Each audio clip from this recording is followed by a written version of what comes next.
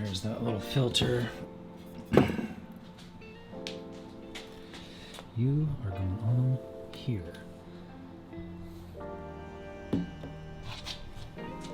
What's going on, guys, and welcome back to another video. Today I am going to be doing the charcoal canister delete on my Subaru WRX. If you don't know what the charcoal canister is, it sits back on the passenger side, like rear area underneath the car. Since I have the gas tank still sitting out on the shop floor, I'm going to just walk you through what I figured out as far as which lines are which and where you need to attach the breather, etc. if you're gonna do this on your car. All right, so jumping right into it here. As you can see, I have my little breather filter here.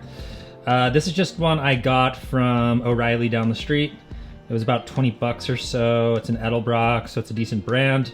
What we have here on the gas tank is this hose goes right here. That goes to your filler neck. That's where the gas flows into the tank. It's my understanding that as the gas flows into the tank, you have to displace the air that's in the tank with the liquid gas.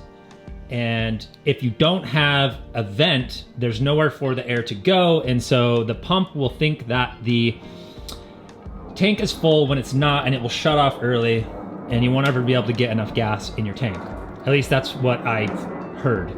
So the breather hose is this big one with this port right here and this little metal fitting.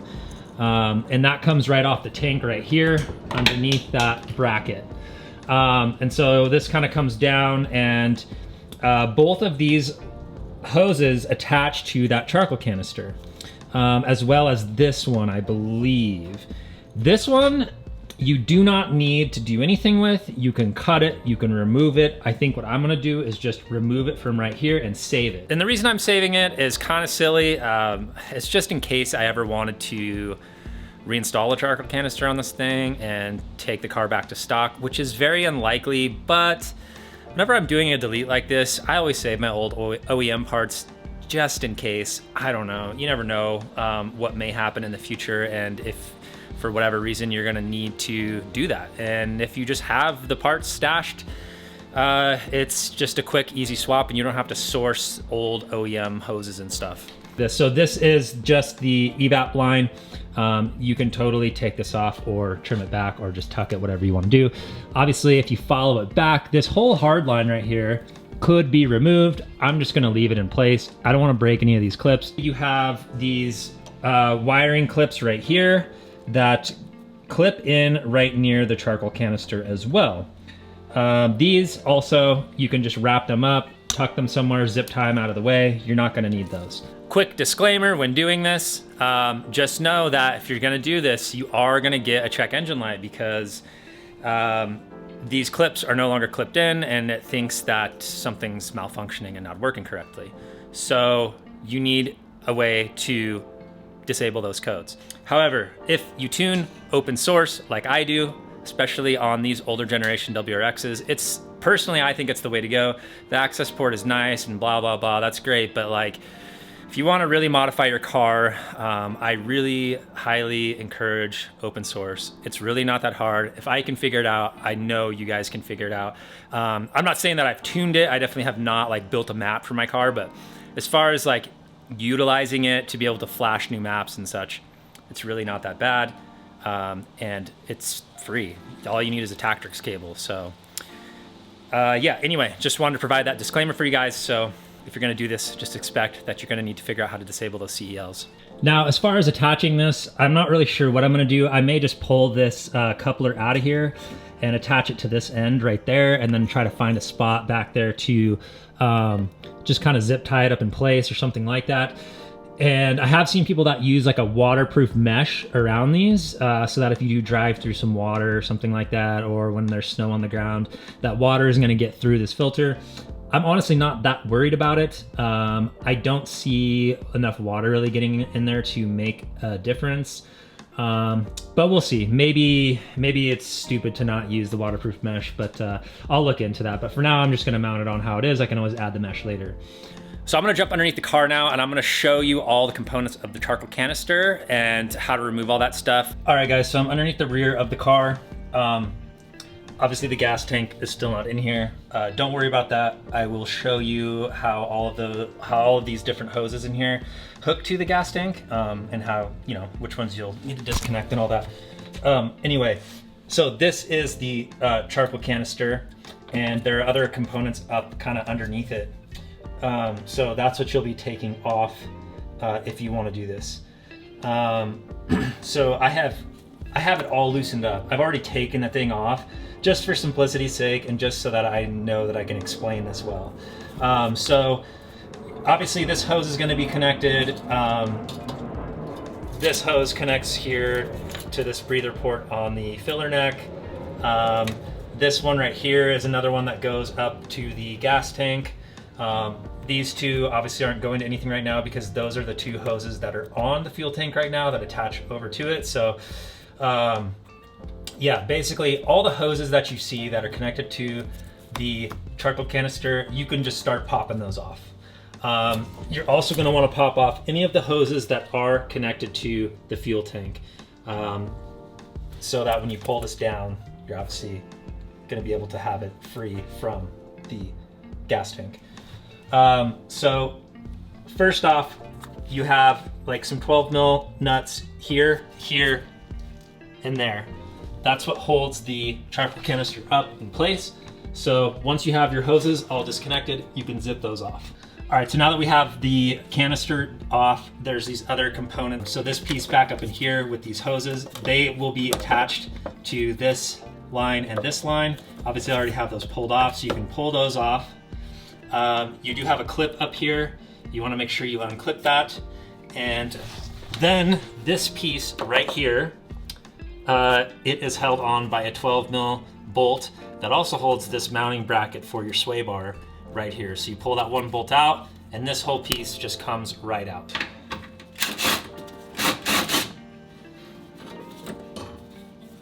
And that's what that whole piece looks like. And don't forget to put your bolt back into your mounting bracket. Don't want to lose that.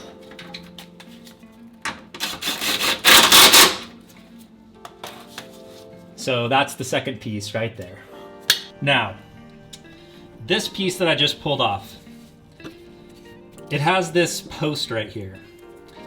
It doesn't do anything, but it mounts up into the frame right there in that hole. So you should keep in mind when you're pulling this down that you do want to seal that up somehow. At least I think you do. I don't know for sure, but I would just think like if water can get up in there, it could collect and kind of settle in this area, and that could give you problems with rust down the line. So I'm going to be sealing that up. I don't know what I'm going to use yet, but I'm going to figure it out. Next piece of the charcoal canister delete is this whole assembly right here.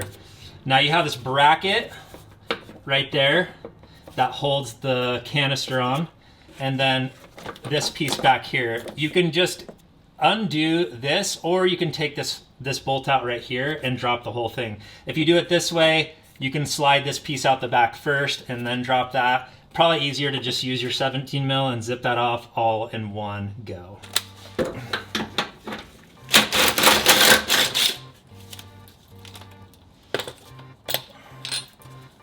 I'm gonna put this bolt back in just to keep that hole sealed. Now tell me, does that not look cleaner or what? Look at all that junk that just sits under there. A lot of times these will crack from rocks hitting it and whatever, and they fill up with dirt. And to be honest, I don't know if they really do their job once that happens. Most people that race rally in these cars will always delete this because it gives them problems from, yeah, it cracking and just filling up with gravel. All right, so now with those pieces out, we just need to move on to the modifications that need to be done on the fuel tank itself. So I'm gonna do some of this with it out of the car. All right, so first I'm gonna snip all these zip ties holding the lines together.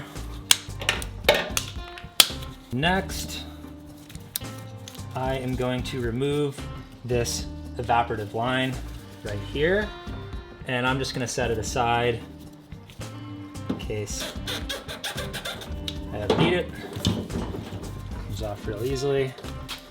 I'm gonna see if I can remove this coupler with the extra port on it. just to simplify the setup a little bit. There we go. Okay. All right, there is our breather. All right, so I have the wiring clips all taped up with electrical tape. I fed it back underneath these lines, and I am just going to just kind of zip tie it across like this. Cool, don't think that's going anywhere. All right guys, so with our breather filter on, our evap line disconnected, and our wiring harness all taped up and fastened in place, it's time to go mount this up underneath the car.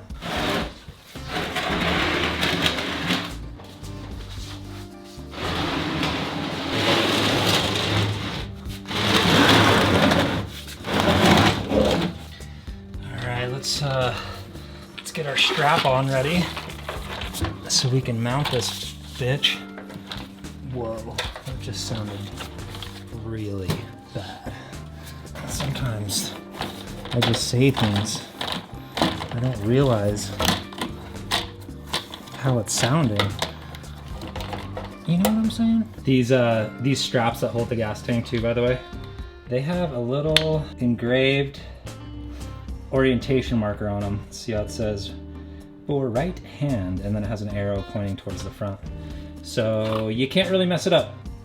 Let's throw this one in place. Move, Jack.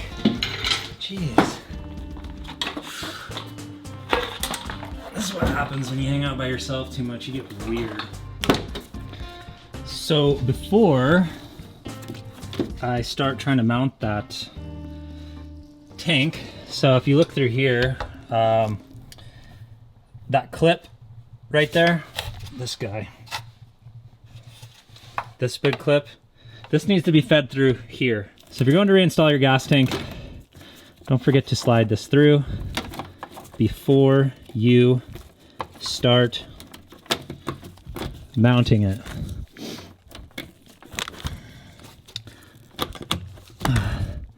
You should be able to pull it all the way through like that. It's got plenty of slack to be able to reach, see, as you can see right there. Man, I'm just huffing gas over here. It's so high. Just kidding, I'm not.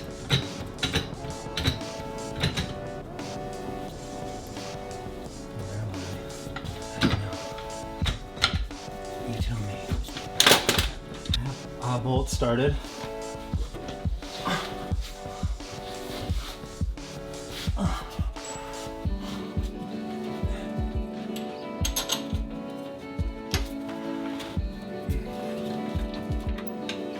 All right. Let's not drop the fuel tank. Come on now.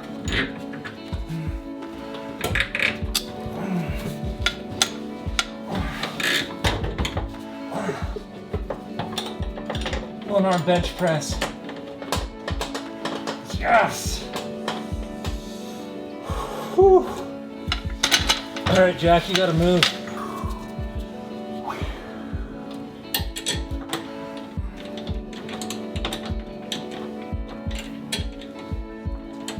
Can't see shit. Okay, cool. I'm gonna jump up top and make sure that our harness is still good.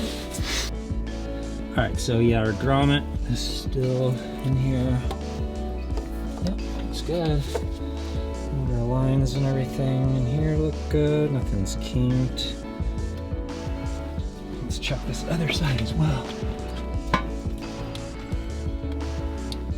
Everything looks to be intact. This one on first.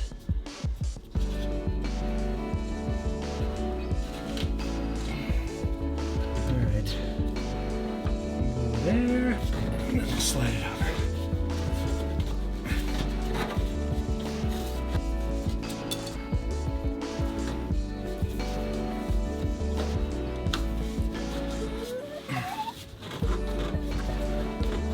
Cool. She's on there. Awesome.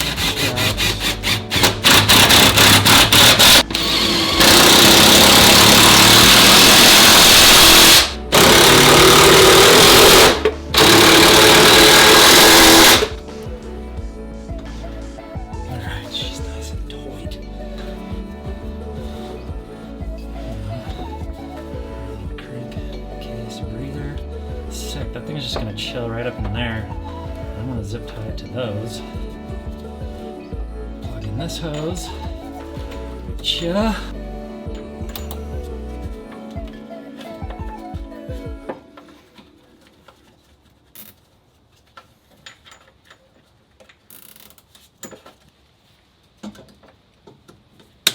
All right, guys, there it is. So obviously this is the filler hose. Gas flows from here down into the tank. This is the vent hose that we attached the breather to, which is right there. And I just tucked it up underneath, and then I zip tied it to these two hard lines, and the thing is nice and secure. It's not going anywhere. This line, you can just let it vent to atmosphere, as well as that evaporative line that's back up in there that we can't see now. That one, I didn't cap that either. Just let it vent to atmosphere since it doesn't go anywhere. That is the charcoal canister delete on a GD/GG era WRX. And STI, but I guess that's GB. You know what I mean. You get the point. So real quick, before I wrap this little project up, don't forget about these lines over here. These you do have to disconnect on. This is the driver's side of the car. You have some lines coming in from the cabin that route into the tank. So just don't forget to hook those back up. Otherwise, you will be sorry. All right, so that's it. There's all the parts that we took off. Now all those parts are gonna go in my little OEM stock parts stash bin, just in case I ever need them in the future. Likely won't, but you never know. Really glad that that's out of the way and we have the gas tank reinstalled, because now that means that we can start working on mounting up our rear diff. After that, we'll be able to install the gearbox. That's all there is to it as far as deleting the charcoal canister.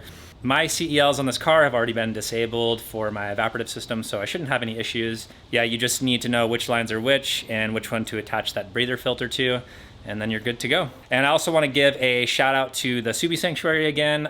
Jesse did respond to me. I asked him if he has done this on some of his Subarus, and he did confirm that he does, and that it is a worthwhile delete if you have the ability to do it. And so yeah, he was helpful. He gave me some tips on how to get the job done correctly. So shout out to them. If you guys don't know them, check out the Subi Sanctuary on YouTube. Jesse and his crew up there in Canada, they do amazing work on Subarus, and they do a lot of work on the GD era Subarus, which is really cool because those are my favorite. So if you haven't seen their content yet, you should really check them out. Highly recommend. They do amazing work. Before I go, I just want to show you real quick. I did refinish the knuckles here, and I did put down a layer of paint on the dust shields. So these things are looking real fresh. And next, I just need to change out some axle boots on the STI axles. Yeah, really stoked to start assembling more of this drivetrain package and document the process along the way to share it with all of you guys. Yeah, that's gonna wrap it up for this one. If you guys like this content, please hit that like button and subscribe to the channel for more of this content. And until next time, peace out, everyone.